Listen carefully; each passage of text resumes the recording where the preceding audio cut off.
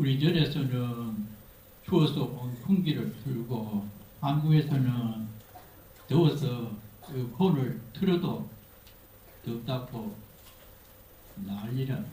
어제 봉화에 한국 시간으로 8시쯤 아침에 전화를 했는데 그때부터 에어컨을 틀고 있다고 그러더라고요. 그래서 이 지구 속에서도 다양한 기후와 많은 사람들이 그렇게 함께 섞여서 조건에 따라서 이렇게 사는 게 이 인생 살이입니다. 오늘 보니까 또 범현 스님이 왔는데 내가 혹시 그 타스마니아에 갔다 왔다고 고향 소리 들으려고 왔는지 아마 궁금한데, 타스마니아란 말이 네덜란드 사람 이름 맞아요? 타스마니아? 타스마니아가 맞아요? 그 이제 그 안내하는 분한테 물어보니까 타스마니아가 그 네덜란드 사람이 아마 제일 이 캡틴 쿡이 여기 와서 발견을 하고 그 섬은 그 타스마니아라고 하는 네덜란드 사람이 발견했다 뭐 그러더라고. 확실한 건 모르지만은 우리 타스마니아 했을 때 무슨 뜻인지는 아는 게 좋고, 이 론세스톤이라고 하는 것하고 호바트라고 하는 것 두 큰 도시가 있는데 크기가 전부 한국 남한의 한 70% 정도 된대요. 그런데 인구는 46만 명이 살고 있답니다. 그러니까 인구 밀도가 굉장히 적지요. 우리에 비하면은.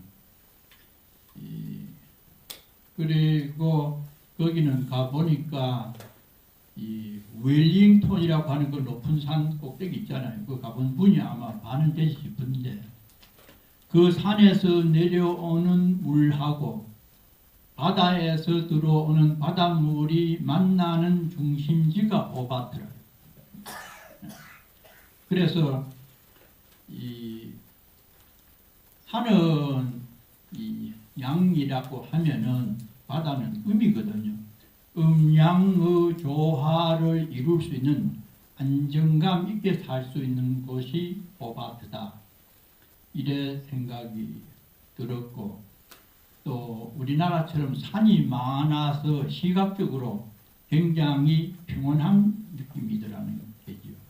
뉴질랜드는 너무 커져가지고 뭔가 허전하고 이 중심축이 없는 듯한 그런 기분인데, 호바트는 산으로 쌓아주다가 보니까 상당히 편안하고 공기도 좋고 안정을 쉽게 이룰 수 있는 곳으로 생각이 들었습니다. 그래서 안내하는 사람 말이 시진핑이 다녀갔대요.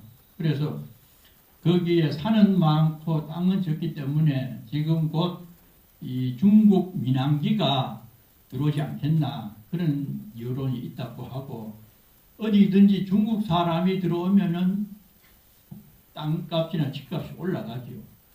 그래서 이 시드니에서 살던 분들이 리타이어를 하고 그쪽에 가면은 집값이 한 50만 불 정도 되면은 방 3칸짜리 상당히 큰 걸 살 수 있다고 해요. 그래가지고 거기 이 식품 가게 하는 분도 시드니에서 살다 왔다 하고, 식당 하는 청년도 이 시드니에서 10년을 살다가 식당을 하고 있다고 그러는데, 앞으로 그런 일반적인 관점으로 보면은 상당히 투자 가치가 있다고 생각이 들었고, 수행하기에도 상당히 좋은 조건이다.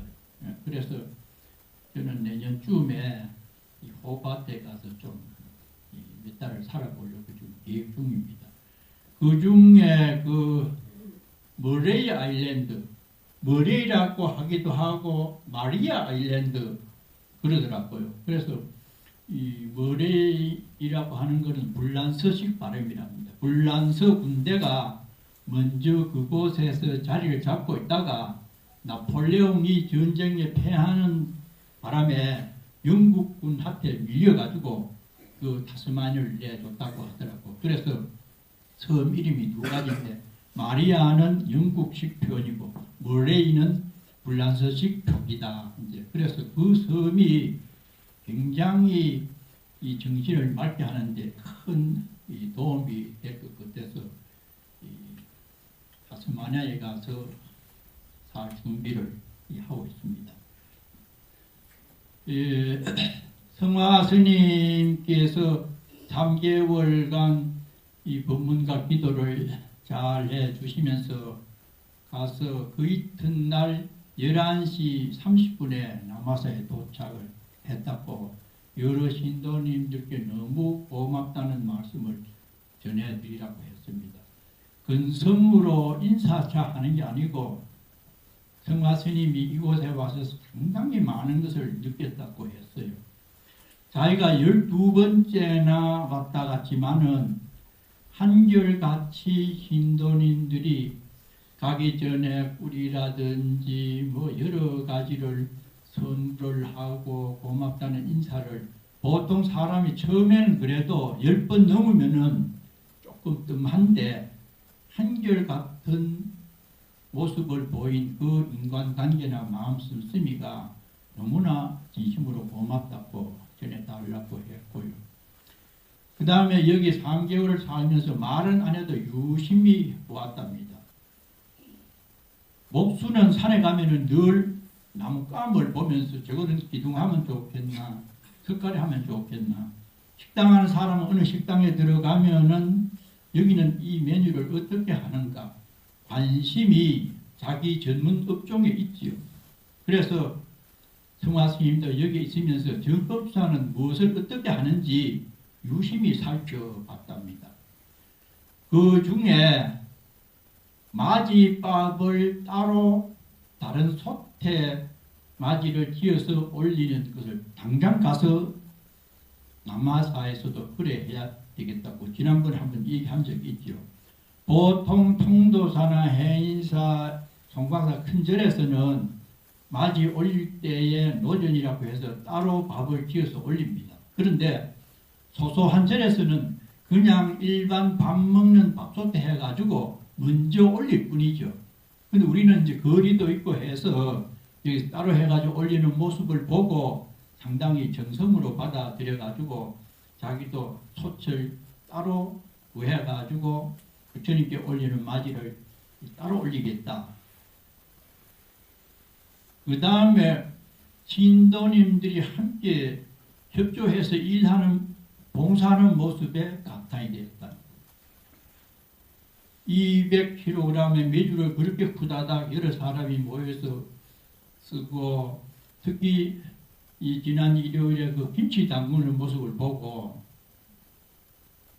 세상에 어떻게 이렇게 힘들고 한데 합심을 해가지고 그 많은 무를 따듬어 가지고 번개처럼 다닥 해가지고 김치 다 담그고 남아사에서는 무슨 일 좀 하자 하면은 스님 노패가 하십시오. 경상도 말이 노비라는 게 이제 다른 인부를 그 아마 노동이라고 하는 거 거기에다가 비읍자 붙여가지고 노비라고 합니다. 돈을 주고 하는 사람을 노벌 해가지고 하라고 하는 말이죠. 근데 여기서는 누구 하나 불평 안 하고 여러 사람들이 그렇게 달게 들어가지고 딱 하는 모습에 감동을 받았다고 했고 또 기도 때에 참석을 많이 하는 모습 그 남아사 앞에 한 100m 직선거리에 굉장히 그 세대는 모르지만은 여러 세대가 들어 사는 아파트가 있는데 기도한다고 그래도 두 사람 세 사람밖에 안 온대요. 근데 여기는 한 저녁에도 어쨌든 한 30명, 20명 21일 동안 기도할 때 이런 모습을 보고 정말로 참 이 마음속으로 감동을 했다고 그러더라고요. 그래서 우리가 사는 데는 내가 살지 않는 다른 곳 또는 다른 사람,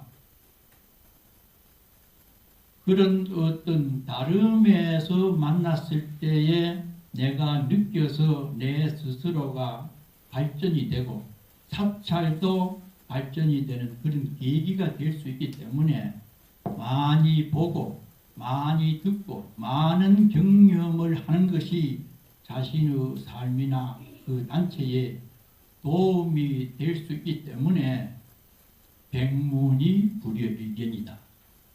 100번 들어도 한 번 보는 것 같지 못하다. 그랬잖아요.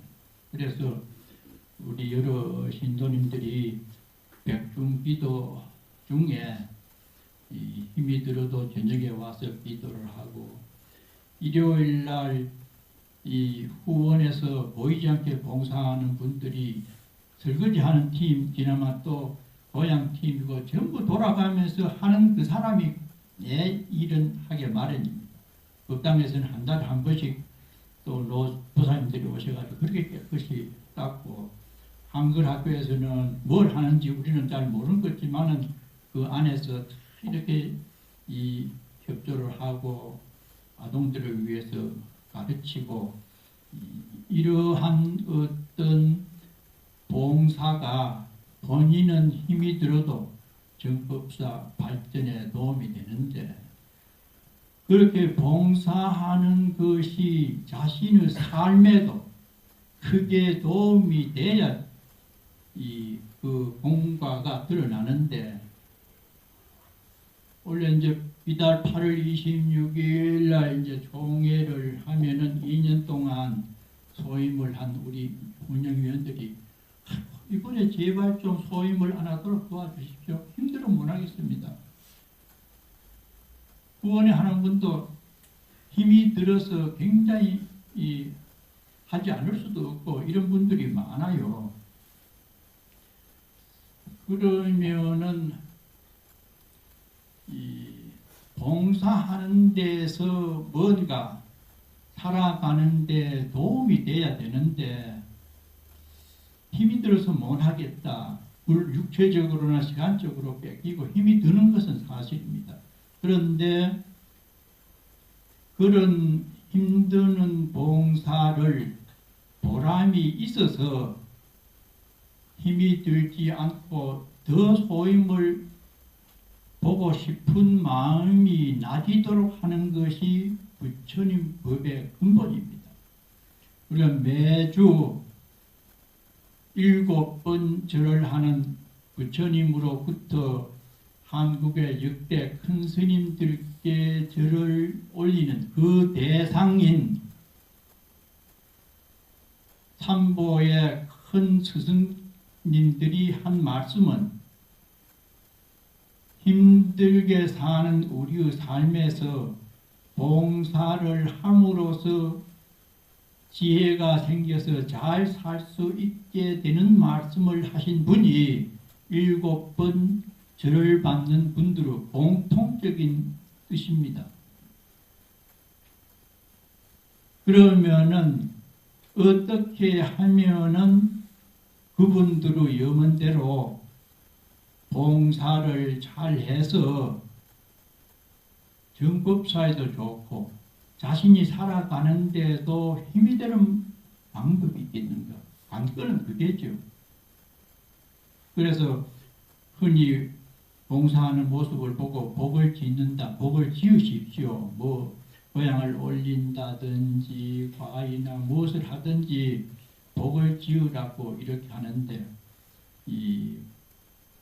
그 짓는 방법은 행하는 분이 일단 만족하고 즐거운 마음으로 해야 되고, 보는 사람들이 성화스님처럼 저렇게 아름다운 모습으로 봉사를 하는구나, 이렇게 될 때에 100% 복을 짓게 되는 자세랍니다. 우선 내가 즐거워야 된다.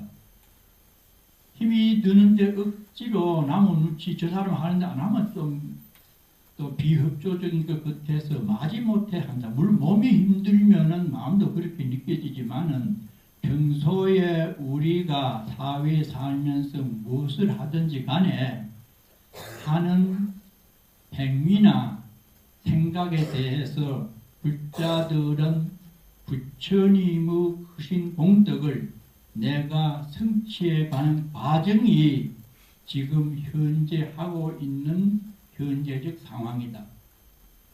그런 생각으로 업그레이드를 해야 되는데 그게 안 되고 일로 생각이 되고 계산으로 나오고 따지게 되면은 우리가 예를 들는 불보살님의 뜻에 어긋나는 게죠. 그래서 이런 부분에 대해서 중생의 삶이 부처님이나 대보살님의 삶으로 승화시키도록 하고자 하는 게 우리의 바람이고, 그것을 성취하기 위해서 매주 일요일날 힘이 들어도 시간이 없어도 법회에 참석을 하게 되는 조건이 되는 게 됩니다. 그러면은 그런 부분에서 우리의 전체를 일생을 사는 것을 논해 보면은 인생 팔자, 개인적으로 그 팔자가 다 나옵니다. 8자. 사주를 세우면은 갑자 이래가지고 2자, 4개를 세우면은 8자가 나오죠. 사주 팔자가 있습니다. 그러면 우리 인생에서 팔자다. 인생 팔자를 80년이나 90년이나 거기에 대해서 8자로 우리가 말을 한다 하면은 생로병사 4자하고 우비곤에 합쳐서 8자가 된다고 부처님께서는 말씀을 하셨어요. 우리가 일생을 살아가는데 처음은 태어나야 되잖아요. 생. 그런데 일반적으로 동양에서는 태어나면 1살이죠. 호주에서는 태중에 있는 것은 무효라. 태어난 날로부터 날짜를 쓰잖아요. 이 학생들에게 물어보면은 17살 23일째 날짜까지 말하는데 태어난 날로부터 생명을 줘요. 그건 아주 잘못된 겁니다. 부처님의 말씀에 입각해도 그렇고 동양적 사고로 봐도 그렇고 합리적인 견해를 보더라도 잉태된 시기가 바로 하나의 생명으로서 모습도 있고 느낌도 있는 것인데 서양 사회에서는 어째서 태어난 날로부터 생명을 계산하느냐. 그만큼 현상만 갖고 얘기를 하기 때문에 동양 철학에는 아주 못 미친다는 겁니다. 그래서 자기들이 권총을 갖고 사람을 맡기고 소를 많이 잡다 보니까 그런 어떤 생명 정신은 아니지만은 이 생각하는 게 우리하고는 다르거든요. 부처님도 잉태하는 날부터 생명으로 치고 동양의 한국에서는 그래서 이 섣달 구멍날 태어나도 1살이 되잖아요. 그러니까 잠깐 2살 때죠. 경을 초할 때면 그만큼 부처님 말씀에 입각을 하면은 태중에 있을 때부터 그렇게 10달을 부모님의 은혜를 받고서 태어나가지고 늙어 병들어서 결국은 사망에 이르는 전 과정이 우리의 삶이라고 말할 수 있죠. 그거는 현상적인 그것이죠. 그런 가운데에서 우비고내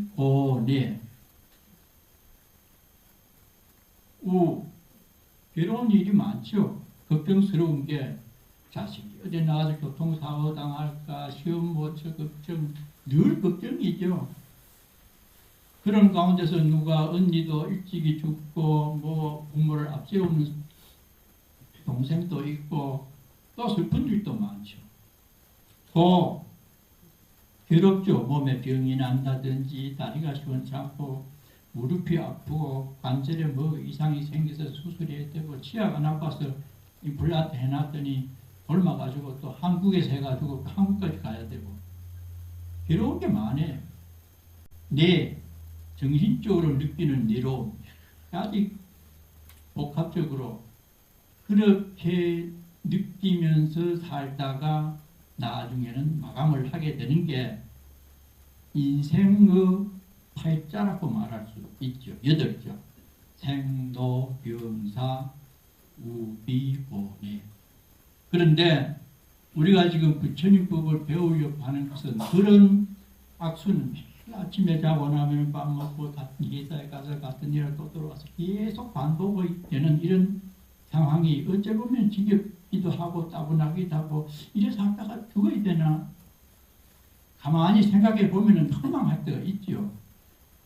그런 삶을 지혜로움을 얻게 해서 만족하고 고뇌가 없는 평화스러운 삶으로 전향을 하라고 하는 것이 부처님 말씀의 요지잖아요. 그럼 어떻게 해야 되는가? 방법이 문제죠. 내용은 다 알죠. 우비고뇌가 어디서 나오는가?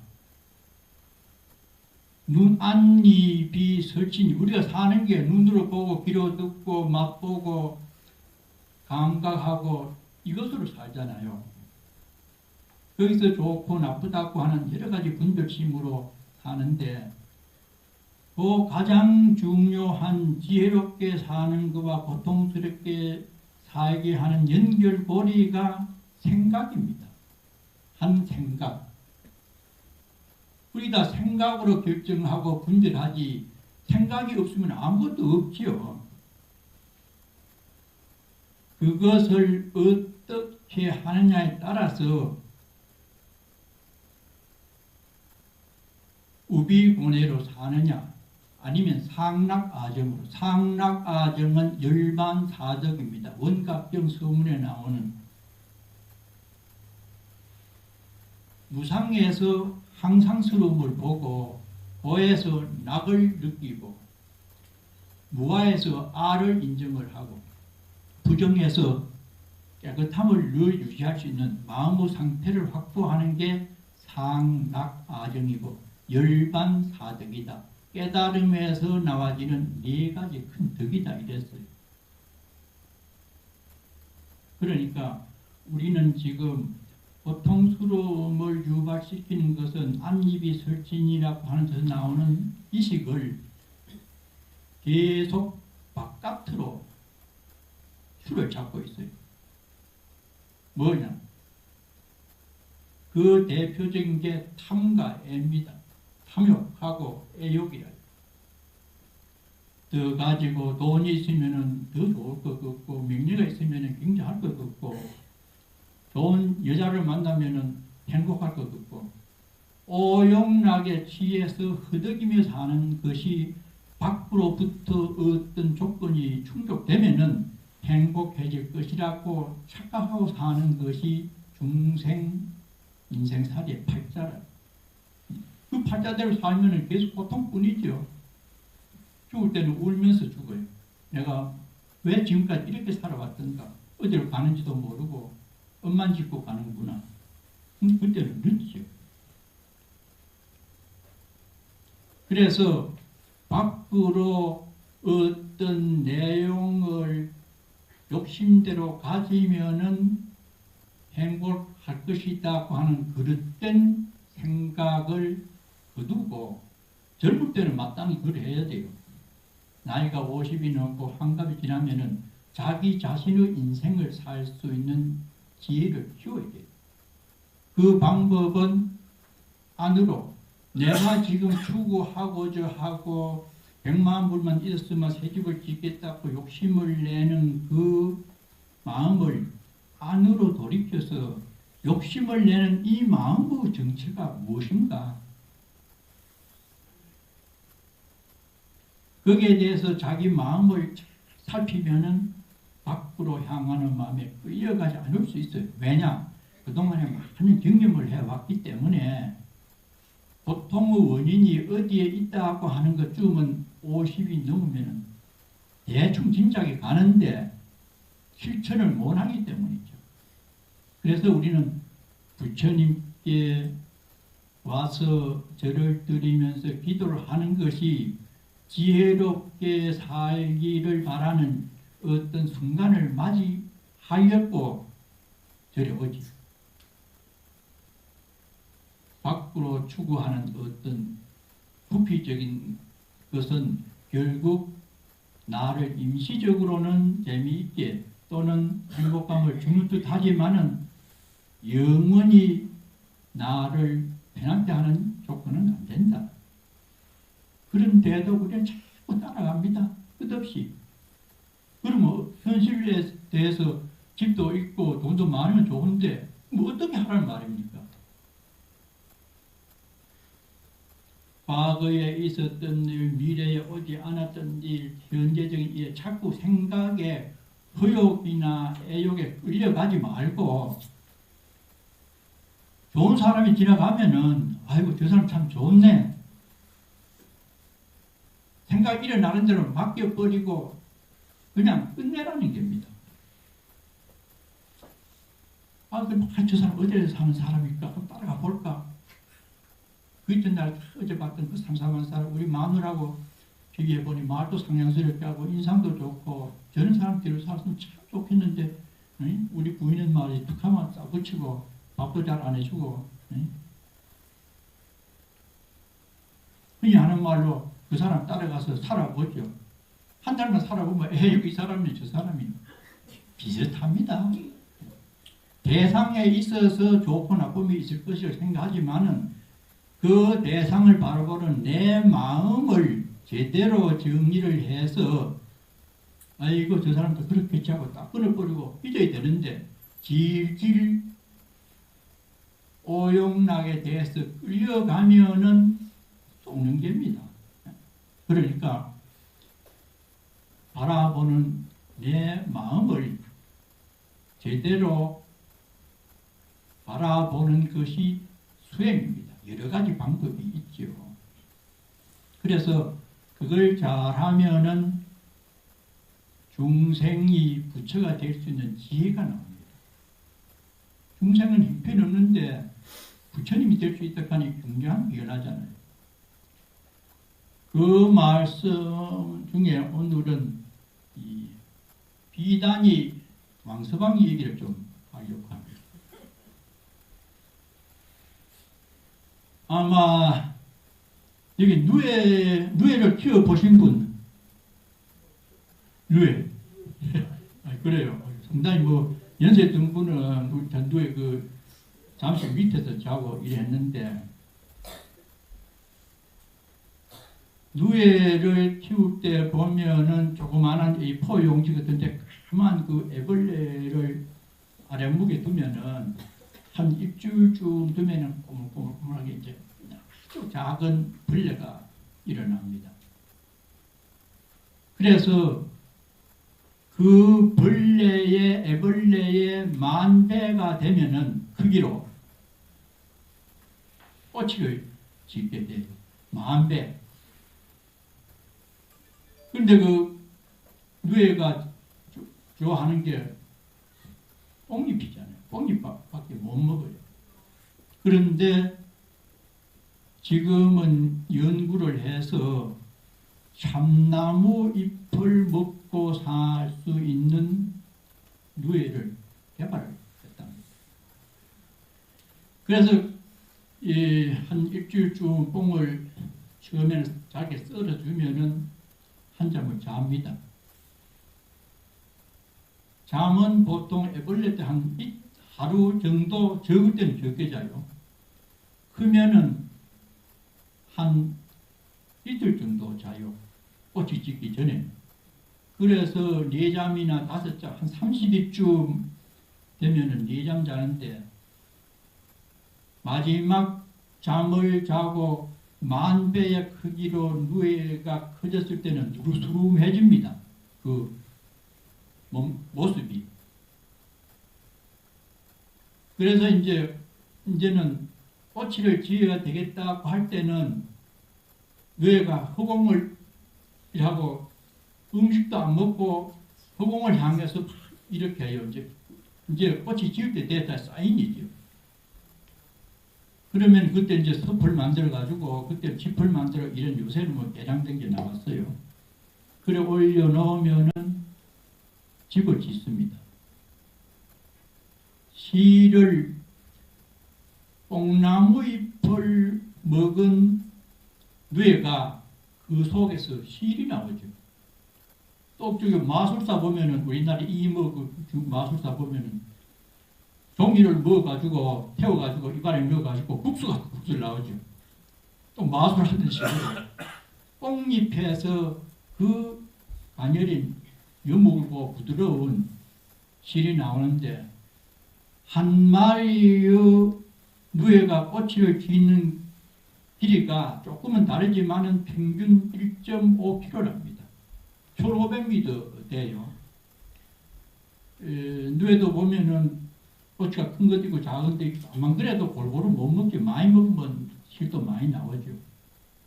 그래서 안에부터 실을 뽑아내 가지고 그 나비가 되기 전에 사람들이 삶아버려요. 한 50분 동안 물에다가 삶습니다. 왜냐하면 조금 지나면은 거기서 나비가 나와요. 나비가 나와서 구멍을 뚫어가지고 나와버리면은 실이 연결이 안 되기 때문에 못 쓰게 돼요. 그러니까 나비 나오기 전에 먼저 삶아버린 거죠.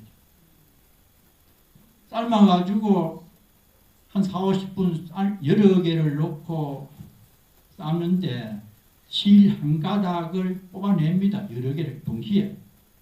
뽑아내면은 꽃이 20개가 되면은 실 한 가닥이 된대요. 우리 어머니가 뭐 젓가락으로 이래 하지 그 확실히 모르지만 여기 나온 거 보니까 그래서 실을 뽑아냅니다. 뽑아내 가지고 그것을 명주를 만들어 가지고 이 색을 들이는데 명주실이 가장 물을 들이기가 좋답니다. 왜냐?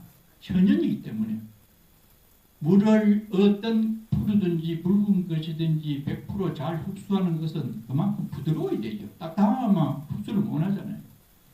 가장 다양한 색깔로 물을 들일 수 있는 게 이 실크라. 그러면서도 굉장히 단단하고 부드럽고 시원합니다. 그걸 이제 물을 들여가지고 비단을 짜고 이래 하는데 지금은 상주에 이 양장 박물관도 있고 그거는 뭐 기계로도 하고 이래 하는데 중국에서 너무 값싼 이 명주가 들어와가지고 우리나라는 지금 그 명주 산업이라고 할까 그것이 굉장히 사양길에 있다고 이래 하는데 이 명주가 지금은医療계까지도 저거 돼서 물렁뼈를 인공적으로 재생하는데 명주실이 치열합니다. 그만큼 단단하면서도 부드러워가지고 움직일 때에 다른 어떤 물질로 인조로 만든 그것보다는 물렁뼈 수술하는데 명주실이 쓰인대요. 우리는 그냥 뭐 옷가만 만들 줄 알았잖아요. 그리고 이빨을 새로 치료를 하는데 임플란트를 한다든지 그 뼈와 그 이 살 사이에 연골 같은 것을 어떻게 하는데도 명주실로 쓰이는 것을 우리나라에서 개발했대요. 그러니까 결국 뽕잎을 먹은 그 누에가 이제는 우리의 고통을 덜어줄 수 있는 인공뼈를 만드는 데까지 적용이 될 수 있을 정도로 개발이 됐고 또 지금 수원 농촌진흥소에서는 칼라 누에를 발명을 했어요. 칼라 누에. 그 물 들이는데 너무 힘이 들고 물을 들이려면 물 들이는 물감은 이 독한 어떤 물질이기 때문에 누에에다가 천년 색소를 가미를 해가지고 누에게 먹이니까 파란 누에, 붉은 누에, 지금 몇 가지가 식용 단계는 아닌데 연구를 해가지고 칼라 누에가 나왔어요. 그러면은 그 칼라는 다소 물을 안 들여도 되는 명주실을 뽑아낸다는 겁니다. 그래서 뽕나무 잎이 그러한 여러 가지 다용도로 쓸 수 있는 변화가 오는 것처럼 우리가 부처님법을 믿고 살면서 우리는 지금 가슴이 탑하다, 내가 왜 이래 고통용으로 왜 이래 허전하노, 이런 마음을 만족하고 공경스럽고 감사한 마음으로 전환을 시킬 수 있는 계기가 불교의 기도와 명상입니다. 그래서 그 전에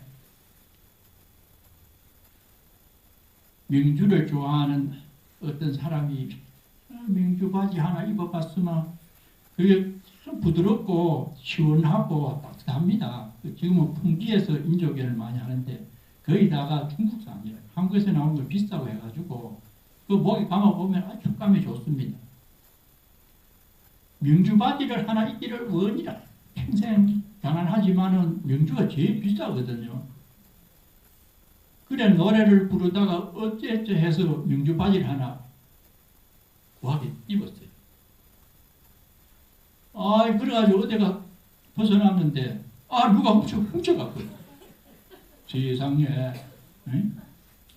평생 원을 세워서 입은 바지인데 훔쳐간 얼마나 안타깝겠어요. 저 사람이 뺏어가서 짐작을 사람이 이러면 괜히 주변에 사람이 의심합니다. 저 사람이 왔다 갔는데 그 사람일까? 그건 아니고 저 사람일까? 그래서 이런 사람이 더 지혜가 크다고 하는 것이 의심을 하게 돼요. 괜히 나중에 보면 전혀 아닌데도. 그래서 찾아 몇 달을 찾아도 못 찾았어요. 막 꿈에도 그 나타나고 낮에도 올라가는 그 생각을 했어요. 할 수 없이 누구한테 들으니까 어느 점쟁이가 이런 것을 찾아준 사람이 있대. 아이고, 그거 가서 사실을 얘기하고 좀 찾도록 도와주십시오. 그래요. 눈을 감고 생각을 하더니 가지자를 4개를 떠서 줍니다. 가지자. 이게 뭔 뜻입니까? 설명 좀 해. 어디 가면 그놈 잡을 수 있습니까? 말씀해 주십시오. 또 잔뜩 때려가지고 경상도에서는 명주를 명지라고, 할매들이 명지라고 해요. 명지. 네. 가지자 하나는 명지, 또 하나는 입지, 바지, 명지 바지, 입지 마지.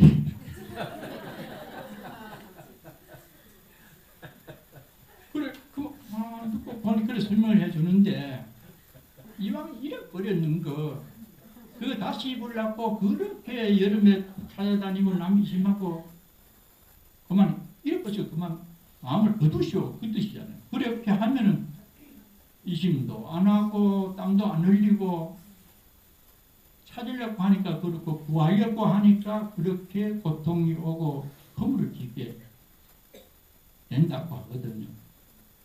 우리의 인생사회도 같습니다. 너무 내것 더 해봤자 고통만 더해지지 그 사람처럼. 너 알아서 하라고 그 나쁘고 얼마나 시원해요. 그러니까 기도는 자기 마음을 비우는 어떤 행위고 그로 인해서 지혜가 생기게 되는 계기를 마련하는 것이 기도고 이 법회에 참여하시는 본래의 목적이다.